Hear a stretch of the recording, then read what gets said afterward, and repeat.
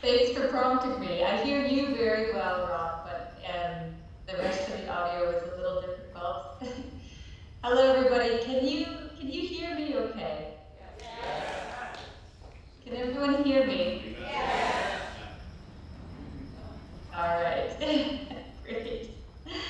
Hello, Rotarians. Good morning. I think it is for you. And a warm welcome and hello to all of you that I already know, like Chris and President Barry Rassin, former president, and hello to all of you that I have yet to meet. I'm joining you from my home and office here in beautiful Kenya, and I'm so sorry I can't be there with you in person today, but I'm very much looking forward to this discussion. I'll try to not use too many acronyms. But on behalf of the United Nations Environment Program, it's my pleasure to talk to you about why we care about the oceans, the threats that they face, and what we're doing to protect and restore them, including through the Sustainable Development Goals. And as a former Rotary ambassadorial scholar myself, I'm very honored to say that I've been involved with Rotary for more than 20 years around the world. And I'm particularly happy that I've been able to support the connections and cooperation between our two organizations over the past 5 years or so, which I'll say a bit about as well. First of all, as any fan of space film will tell you, and as I think you can see when you look out the windows today, our world is a beautiful and fragile blue planet. The oceans, as you know, cover more than 70% of the surface of our planet, and they play a key role in supporting all life on Earth. Ocean generates 50% of the oxygen we breathe and absorbs 25% of our carbon dioxide. And I'll just say that again, 50, half of our oxygen comes from oceans. So they're a massive resource for sustainable development, and they're a crucial buffer for us against climate change.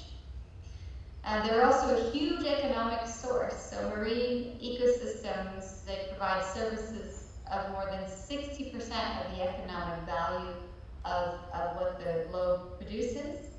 And we know that almost half the world's population, that's 3 billion people, depend on marine and coastal biodiversity and services for their livelihoods, their daily bread.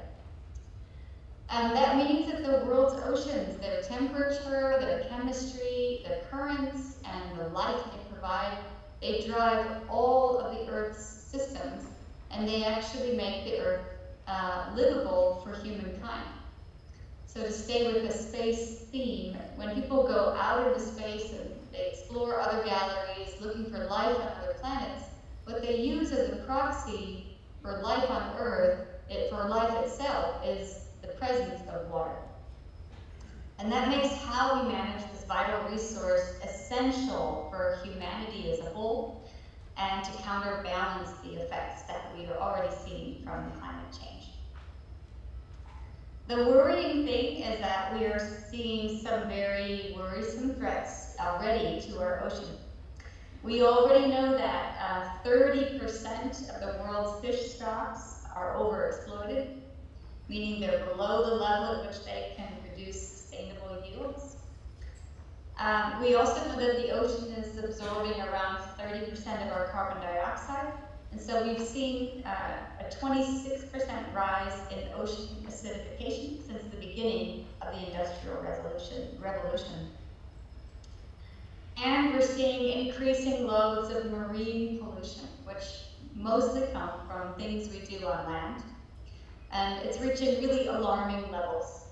We estimate that around 13,000 pieces of plastic litter can be found on every square kilometer of ocean. So that's just what's floating on the top. But in addition to that, we estimate that there are more than 50 trillion pieces of microplastic particles that are in our seas. And this marine pollution is a result of either the intentional or the accidental discharge of untreated wastewater, or the dumping of solid wastes and other polluted runoff. And that very often goes from land directly into our rivers, which can be like the arteries of our planet. They bring whatever goes into them often to the coasts and oceans. And in fact, sadly, we reckon that an entire garbage truck of plastic is being dumped into our ocean every single minute. And if nothing is done about it by the year 2040, the equivalent of 50 kilograms of plastic for every meter of coastline worldwide could be flowing into the ocean every year. For this reason, I'm incredibly grateful, and we're very lucky that in the year 2015, all of the member states of the United Nations, that's 193 countries around the world, created a sustainable development agenda, which aims to achieve sustainable development by the year 2030. And basically, sustainable development means economic and social development that doesn't undermine the very resources that we all depend on from our natural environment.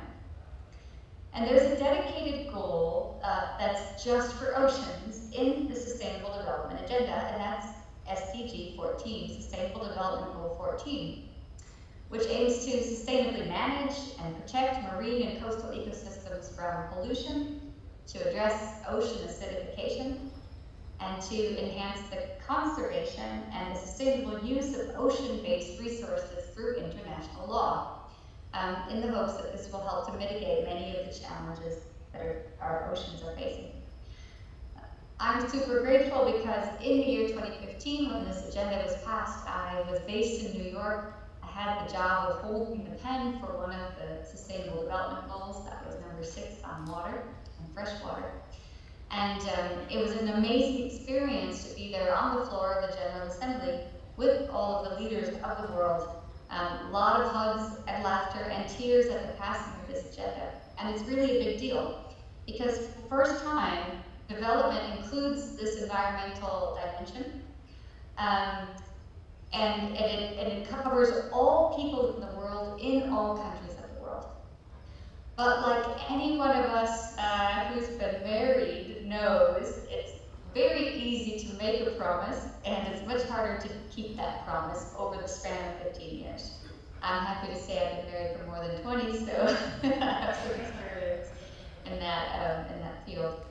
But as the announcer mentioned, once the Sustainable Development Goals were passed and the agenda was in place, I moved from New York to the implementation side of the 2030 agenda, which I do from here in Kenya, working in our marine and freshwater unit. Now, the reason that this goal is so important, the fact that there's a dedicated goal for oceans, and I really want to stress that it's not a standalone goal. None of the goals in the agenda, none of the targets are meant to be standalone. And that's important to note because, as you know, you might remember from your 7th grade science class, or maybe that of your children, water, of course, moves through a cycle. So it goes from condensation in the clouds, comes down as precipitation, and then it flows down, evaporates again, right, and comes back down. So water is always moving. We never lose water. It's always moving around in different forms. And that's, of course, extremely important because this freshwater cycle is essential for us to have drinking water, for us to grow food, for us to produce our energy. But it's also a huge challenge because that flow of water in that cycle really pulls pollution, and everything that we're doing on land gets pulled into rivers and to go into the oceans. And that can be in the form of sedimentation, it can be runoff from the ground, it can be nutrients coming from agriculture, it can be plastics. I'm going to sneeze. I lost it. Good. But all of that pollution that's running into our oceans has obvious effects on our coastal ecosystems and their health. There it was. For that reason, we also know that a goal like 14 requires a really coordinated approach. that goal requires us to link to and understand the connections to other goals that you see up here on the screen that relate to hunger, that's number 2. The goal that relates to drinking water and sanitation access, that's goal number 6. And the one on energy is number 7. Goal on economies and economic growth is goal number 8. There's infrastructure in 9. There's a goal for cities in 11. There's one that addresses what we call sustainable consumption and production, which is the life cycle of materials. That's in goal 12. And there's the climate change goal in number 13. Life on land in 15. And peace and justice in number 16. And all of these goals have extremely specific targets and what we call indicators, which are ways to measure those targets that countries are committed to doing. And we help countries reach those goals and targets. And what you can see here at the bottom of the screen are some of the individual targets within Goal 14, because they're looking at they're aiming to tackle very specific issues relating to addressing marine pollution, managing and protecting coastal environments, minimizing ocean acidification within certain industries like forestry, agriculture, mining, and construction, and supporting sustainable fisheries and fish stocks. UNEP, my organization, serves as the global, what we call custodian for many of these indicators, meaning that we are responsible for helping all member states in the world, all 193 countries, properly measure, monitor, collect data, and take action to meet all of these targets. And as everyone knows, if you can't measure it, it's not important, right? So we have to drill down into what we absolutely need by doing these things, and that's the only way that we feel progress can really be made. So one way we address these issues is addressing marine issues. We do that from what we call a source-to-sea approach. We believe that pollution is much easier to tackle before it happens, or preventing it from getting into water, than once it's already in our water. And so we have a strong focus on changing industries, changing practices, and preventing pollution or bad practices in the first place. So all over the world, we support the creation and implementation of policies, technologies, and projects that help countries do that. We do a lot of awareness raising and capacity building in countries so that they can tackle these issues. And of course, as mentioned, we monitor and assess more than 30 targets across the Sustainable Development Goals, but in particular, many of them within Goal 6 for water and Goal 14 for oceans. Another thing we do, which the UN is, I think, quite good at, is putting out scientific assessments and reports. And these kinds of reports, like you see here on the screen, really help provide guidance on how to bring together traditional monitoring methods that people are doing on the ground with some of our new technologies and global data sets. We work with organizations like Google, NASA, and European partners to track what's happening from space. And we have to add a role to keep an eye on the state of our oceans and the state of our environment so that countries know what threats we're facing and what our current challenges are. Now, through the work that we do and the data that we help countries collect and all the information we have, there are a number of recommendations that we are making to the world to address these issues. We like to call this working from pollution to solution. And you can see a number of them here on the screen. We know that countries need to scale up their ambition and make greater commitments to deliver on these targets and indicators and goals that are in the 2030 agenda. We also know that countries, as I mentioned, have to take an integrated approach to address pollution from where it's coming from, so from land activities or freshwater activities to ocean activities. So we need to address those in tandem. The next point is an incredibly important one. We urgently need to scale up the amount of our oceans and other ecosystems that are protected areas. We have a number of marine protected areas. They need to be well managed and they need to be increased in size.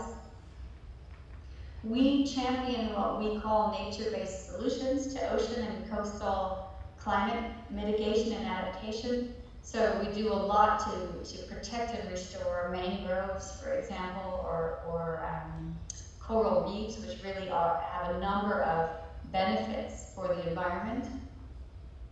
And we also support decision-making and sustainable pathways for countries to develop what we call the blue economy in a sustainable way. Now, many of you may have heard about recent meetings just a few weeks ago in August in New York to create a new global ocean protection treaty. And while those talks failed, a lot of what we have to do with the UN is to encourage countries to keep coming to the table, to provide that table and space and platform, which really only the UN can do in that way, so that countries can keep coming together and keep trying to move forward. I'm confident that we will. We've also recently seen a number of countries stepping up their commitments and their amount of protected areas around their coastlines. So just a few days ago, Indonesia was one of the latest countries to commit to protecting its oceans.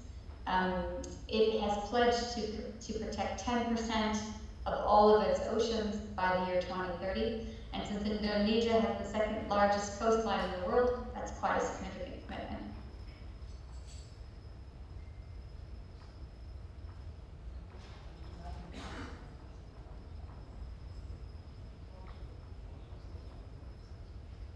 But another way that we work and that we have to work is through key partnerships. We know that we can't do it alone. We're just not big enough. We're just not on the ground. These are some of the partnerships that we work through and with, just a few of the ones we work with. We've got global partnerships to address specific types of pollution like marine litter or wastewater or nutrients. We run a major campaign which we call the Clean Seas Campaign. And it's really the biggest, most powerful global coalition devoted to ending marine plastic pollution. We work also with the Ellen MacArthur Foundation to lead what we call the Global Commitment, which has more than 500 signatories, including plastics producers, financial institutions, and governments who have committed to reach circularity targets by 2025. And we work with major financial institutions like the Global Environment Fund. We have projects all over the world in just about every country in the world that are piloting certain techniques and doing a lot of things to protect their oceans and coasts. But I would absolutely be remiss if I didn't mention a very special partnership that we have with Rotary International, or at least with Rotary's local clubs. One thing we've been doing for the past few years, which I'm very excited about, is that UNEP and Rotary District 9212, which covers countries here in East Africa, we're working together on what we call the Adopt a River Partnership, which is really a fantastic collaboration that marries our global mandate and Rotary's ability to work on the ground with local communities. And this initiative is very, very much club-driven and community-focused, where a club will select its local water body, engage with the community to identify challenges that it's facing, protect, restore, and sustain that water body. And here the club is really the catalyst for action around that water. And it requires, and we ask for a long-term commitment from the clubs, because we know that this work can't be done in the very short term. So some of the actions have included things like river cleanups from plastics and other solid waste. We've been training Rotary clubs to do water quality testing and monitoring. We've been doing, together with Rotary clubs, riverbank restoration and beautification, including tree and grass planting. Many Rotary clubs have helped improve the water quality by providing rural sanitation and sewage treatment. And we're also trying to address the return flows and wastewater treatment from commercial farming, urban settlements, and other activities around the river. Our aim is to really protect that entire ecosystem and enhance the services and the benefits that it can provide so that we can engage local Rotary clubs to achieve the sustainable development goals that we need to meet all over the world. I want to stress that while Adopt the River is still young, it's incredibly promising. And in the next few weeks, we're aiming to launch it to a worldwide initiative. If anyone is interested in engaging on this in particular, I would love to hear from you. If you know about rivers or activities that local clubs are doing or interest in this area in particular, we're very, very, very keen. And I think it's important also to say that we're not just talking about rivers. We call it Adopt a River just, for the sake of a catchy title. But we're really talking about any water body, and we're quite flexible in helping clubs identify their particular water body that might most be under threat. That could be a lake, it could be a wetland, it could be even a reservoir or groundwater supplies. At the International River Symposium coming up in Vienna in November, we'll be putting on a session with Rotary about this very initiative. So we welcome you to join in on that. And in addition to working locally with Rotary clubs here in East Africa, we've had a long-standing collaboration with the ESRAG, which I've been very happy to see continue.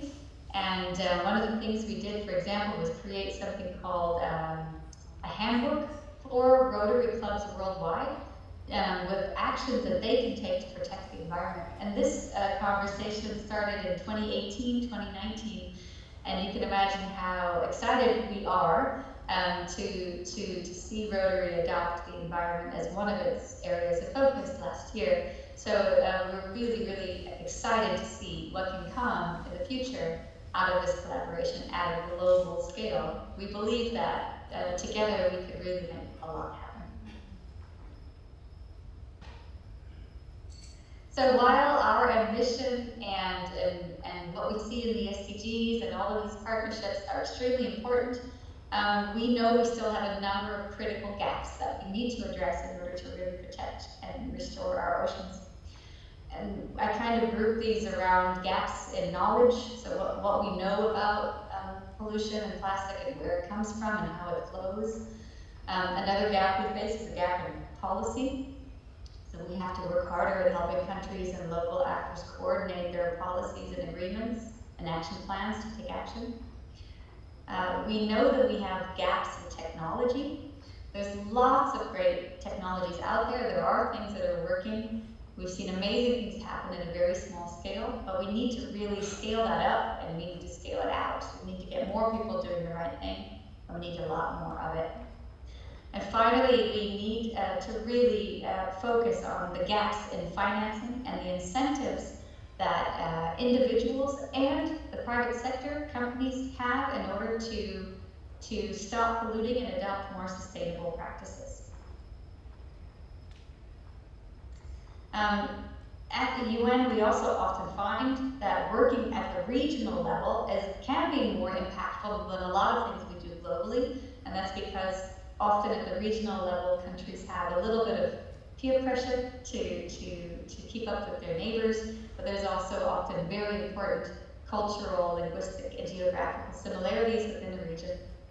And as Rotary also often works through its districts, that also seems like a good place where we could collaborate from our regional offices or regional levels to the districts of Rotary. I think is one important way we could work even closer together.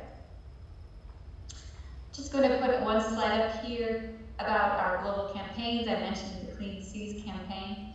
And through that campaign, through the platform that we run, we're really connecting and rallying individuals, civil society groups, industry and governments to catalyze change and transform our habits, practices, standards, and policies around the globe to reduce marine litter and other forms of degradation to the oceans. So we welcome Rotary to join this campaign. I'm happy to tell you more about this as well. And finally, as noted, we do work through a number of projects. We've got thousands of projects on the ground around the world. One of our biggest partners is the GEF, the Global Environment Fund. But in our projects, we're often working with local communities and civil society to conserve basin resources, including groundwater, freshwater supplies, and our coasts. And here as well, I could see a great opportunity to work with other clubs around the world in order to do more of this project-based, more of these kinds of approaches on the ground. Finally, I'll just say, as one of my closing slides here, there was a very large UN Global International Conference that happened in June in Lisbon. You may have heard about it. And there, I think it's really important that it was one of the first times that the world came together to talk about our oceans. One of the major commitments that came out of it was a commitment to, first of all, an admission that the world is failing on many of the targets of SDG 14 and that we need to step up our efforts. And the world has also made a very important commitment to protect 30% of its oceans by 2030. So these kinds of very concrete commitments that we can hold member states to and other actors to, they're incredibly important. The Ocean Conference also renewed our commitment to tackle, in particular, the issue of plastic pollution. And we've seen a lot of momentum on tackling plastic pollution over the past year. I do have a final little video that I can end with and show for you. I hope that it works. I want to end on the note in the slide that by protecting the oceans and the seas, we are also protecting human rights of everyone around the world. And ultimately, just like Rotary itself, the UN was based on the idea of protecting human rights and the dignity of all people around the world. I hope this little video is inspirational for you, and then I'm very happy, of course, to be around to answer any questions you might have or join the discussion.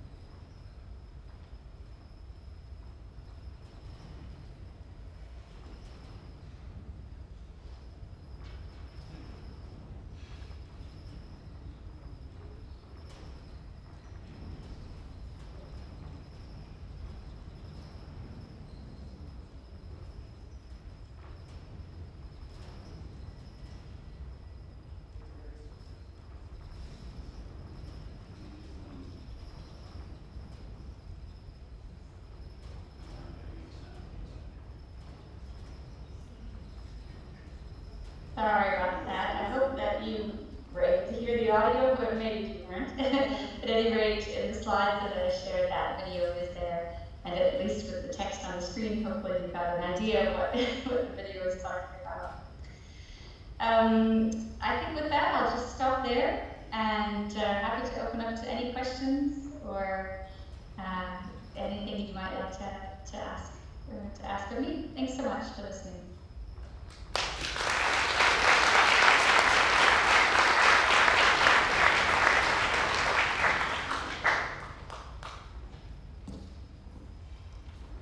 Thank you, Liz. If I may please request all the DGEs, the DGNs, to please stand and be recognized.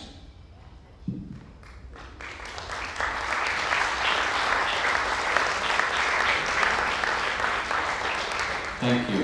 I can't hear you, I'm sorry. I could only hear Rod really clearly. Maybe Rod could ask a question if you have one, or put it in the chat and then I can see that.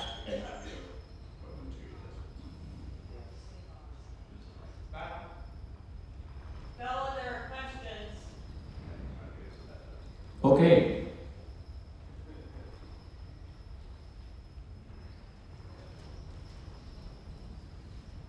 Can you hear us okay, or? Yes? Yeah. All right, I have two parts question. First one is, why do you think Life Below Water goal number 14 is the least funded goal?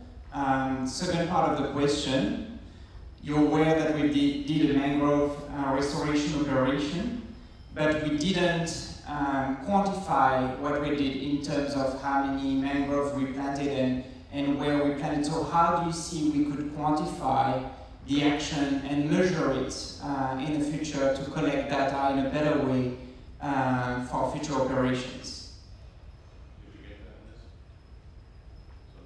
Yeah, so I think the first one was clearer. I think it was why goal 14 is the least funded of all goals. That's correct.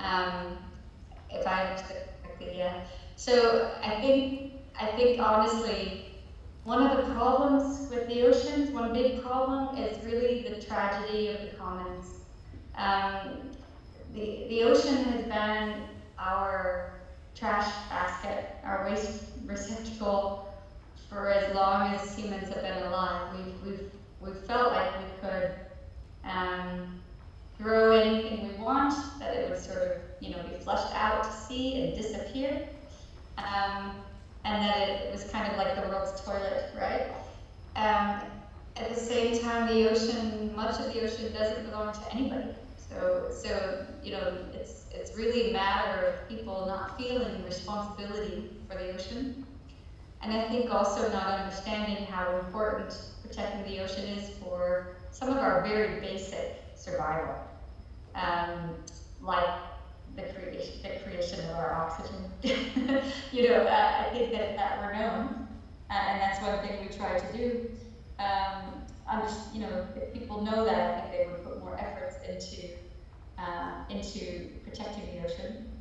And I also think we have to be really clear about what we're asking people to do. We need to let people have actionable, measurable actions they can take. So giving people a sustainable solution, right, rather than hitting them over the head and making people feel guilty, but rather saying, if you do this, it's going to make an impact. So we need to be able to motivate people in that direction. So what's the second part? Thank you, Liz. The second part was around measurement. We did a mangrove plan, but we have no way to quantify that. So what do you see as the way that we can quantify the work that's being done? Yeah, that's a great question. We've got a whole mangroves program that we run.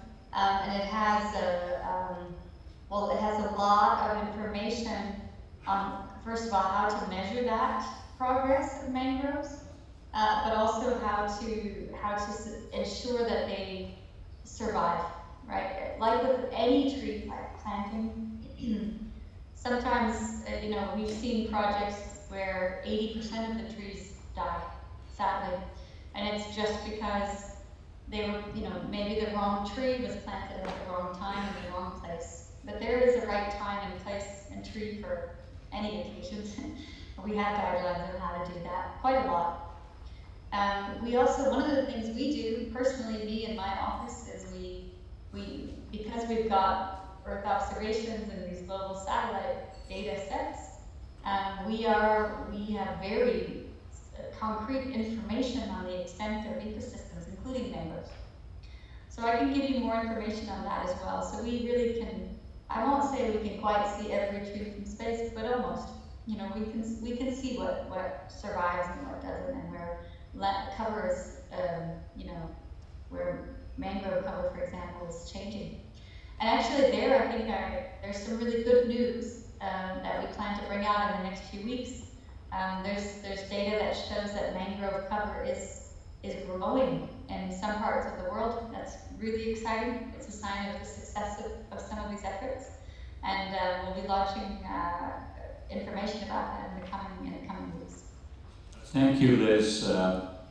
If you're all okay with having 2 more questions, and then we'll move on to the next speaker, and we'll provide Liz's contact information so you can send her the questions. So with that, I think, Val, we have to cut in at 1 more question. We are running beyond time, so we'll take this as the last question. Liz, I'm wondering about consumer-based plastics like plastic bottles and plastic bags that have a useful life of maybe a month or a minute, but last 5,000 years in the ocean or whatever. Is there a way, is UN working at forcing manufacturers to produce materials like that turn into food instead of lasting for 500 years? Yeah, we're doing a lot. Yeah, I got it. Thank you. That question was very clear. Yes, we're doing a lot of this with alternative materials, reusable bags, but we're doing a lot with biodegradable plastics, for example. And here in Kenya, they banned the use of plastic bags 2 or 3 years ago. So in fact, when you fly into the country, they will confiscate your plastic bags. Don't come in with plastic bags because it's been such an issue in many developing countries. But the bags we use, that all of Kenya uses, I wish I had one here. It kind of looks and feels a bit like plastic, but if you set it down and it's there in the corner of your room for a couple months, it'll start to disintegrate. It's pretty amazing. So there are options for materials that are robust, that can carry what you need them to carry and do what you need them to do, but do disappear. And I think, honestly, it's a matter of finding the technology that works, producing it, incentivizing companies to produce that alternative, and then simply putting policies in place. You either start to tax the behavior you don't want to see, or you just force it through by saying we will have no more disposable plastic. If, for example, the bags are easy to replace. In many countries it happens.